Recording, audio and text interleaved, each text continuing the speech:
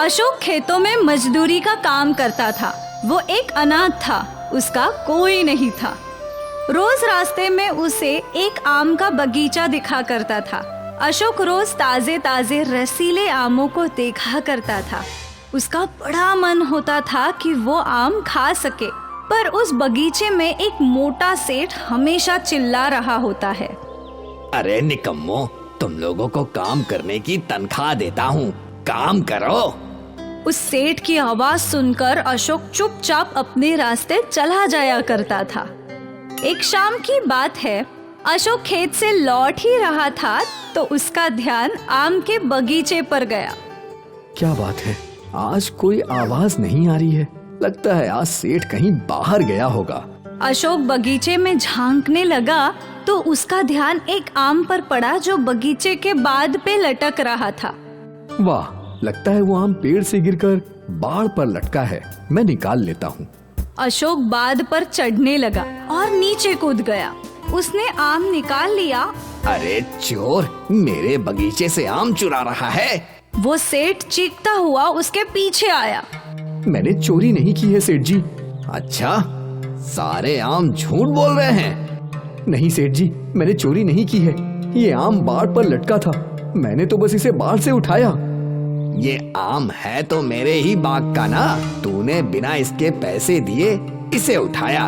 ये चोरी ही तो हुई। चाहूँ तो अभी पुलिस बुलाकर तुझे गिरफ्तार करवा सकता हूँ। नहीं नहीं नहीं सेठ जी, आप ये आम रख लीजिए, आप मुझे माफ कर दीजिए। हाँ हाँ, निकलो यहाँ से। आइंदा मेरे बगीचे के आसपास भी नहीं दिखना। पैसे वैसे तो होते नहीं हैं और चले आते हैं मुफ्त के आम खाने। अशोक उस बगीचे से आगे बढ़ गया। वो अपने गांव की ओर पहुंचा तो उसने देखा कि वहाँ एक बूढ़ी औरत आम की टोकरी के पास खड़ी थी। अरे बेटा, जरा इस टोकरी को उठाने में मेरी मदद कर दो। अशोक बूढ़ी औरत के पास गया। अरे अम्मा, ये तो बहुत भारी लग रहा है। क्या आप अकेले उसे उठा पाएंगी?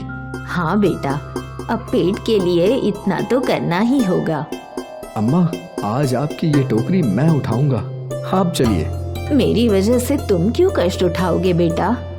अरे अम्मा, मैं आपके बेटे की तरह हूँ, मुझे उठाने दीजिए। अशोक ने वो टोकरी उठा ली और चलते चलते अम्मा से बातें करने लगा। अम्मा, टोकरी भरी हुई है, क्या आज ज्यादा बिक्री नहीं हुई?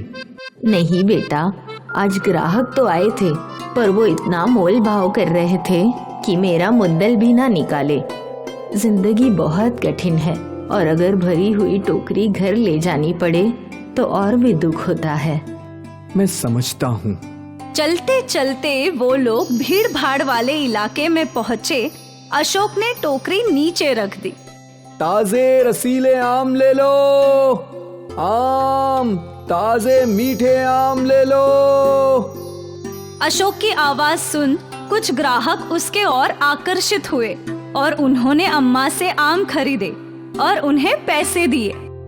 लगभग आधे आम बिक गए और अम्मा के चेहरे पर मुस्कान आ गई। कुछ देर बाद अशोक ने टोकरी वापस सिर पर उठा ली और अम्मा के पीछे पीछे चलने लगा। अशोक ने वो टोकरी अम्मा के घर में रख दी। अम्मा, कल से मैं रोज आपकी मदद करने आऊंगा। अरे बेटा, मेरी वजह से तुम इतनी परेशानी मत लो। अम्मा, आप मेरी माँ की तरह हो, आपकी मदद करना तो मेरा फर्ज है। उस बूढ़ी औरत के आंख से आंसू आ गए। एक तू है जो बिना किसी रिश्ते के मेरी मदद कर रहा है और एक मेरा बेटा है जो अपनी बूढ़ी माँ को बोझ समझकर अपना रिश्ता तोड़ चुका है। अम्मा, आज से आप मुझे ही अपना बेटा समझिए, मैं हूँ ना। ठीक है बेटा। अशोक अपने घर जाने के लिए निकल ही रहा था कि अम्मा ने उसे रोका। अरे बेटा, अम्मा ने उसके हाथ में 2 आम रख दिए। आज बहुत मेहनत की है तूने, आराम से खा लेना। इन आमों को खाकर मैं इनके बीज से पेड़ उगाऊंगा। ठीक है, जैसी तेरी इच्छा। अशोक आम लेकर अपने घर के लिए निकल गया। अशोक ने बड़े चाव से वो आम खाए। कभी न कभी मैं अपने खुद के पेड़ के आम खाऊंगा। और फिर अशोक ने वो बीज अपने घर के पीछे आंगन में बो दी। अगली सुबह अशोक उठा और जैसे ही वो अपने घर के पीछे गया तो वहाँ आम का एक विशाल पेड़ देखकर वो दंग रह गया। अरे बाप रे, कल ही तो मैंने आम के बीज बोए थे, एक रात में पेड़ कहाँ से आ गया? अशोक पेड़ के पास गया और उसने कुछ आम तोड़ लिए। वो जैसे ही आम तोड़ता उसकी जगह पर दूसरा आम उग जाता। देखते ही देखते अशोक की टोकरी भर गई। ये आम के पेड़ में जरूर कोई जादू है, मुझे अम्मा से पता लगाना होगा। अशोक अम्मा के घर गया। अम्मा, कल मैंने जमीन में आम का एक बीज बोया, आज वहाँ विशाल पेड़ उग गया है। एक रात में पेड़, ऐसा कैसे हो सकता है? मैं भी हैरान हूँ, आप मेरे साथ चलिए। अशोक ने अम्मा को वो पेड़ दिखाया। अरे बाप रे, ये तो जादुई है। इस पेड़ में और भी जादू है। क्या? आप इसका आम तोड़कर देखिए। अम्मा ने पास पड़ी लकड़ी की मदद से एक आम तोड़ा और तुरंत वहाँ दूसरा आम आ गया। हे भगवान, बेटा ये तेरी अच्छाई का फल है कि भगवान ने तुझे ये जादुई आम का पेड़ दिया है। तेरी सारी परेशानियों का समाधान है ये। बस मेरी नहीं, हमारी, आपकी वजह से मुझे ये पेड़ मिला है। क्या आप हमेशा मेरे साथ रहेंगी, मेरी माँ बनकर? हाँ। अशोक को माँ मिल गई और अम्मा को बेटा। वो लोग सस्ते दाम में अच्छे और रसीले आम बेच रहे थे। इसलिए फिर अम्मा और अशोक ने बाजार में आमों की एक बड़ी दुकान लगाई। वो लोग सस्ते दाम में अच्छे और रसीले आम बेच रहे थे, इसलिए उनकी अच्छी खासी कमाई हो रही थी। वहाँ दूसरी ओर सेठ के बगीचे के आम कोई खरीद ही नहीं रहा था। अरे मन्नू भाई, इस बार अपने आम का ऑर्डर नहीं डाला, क्या बात है? मैंने तो पहले ही आम खरीद लिए हैं अशोक से।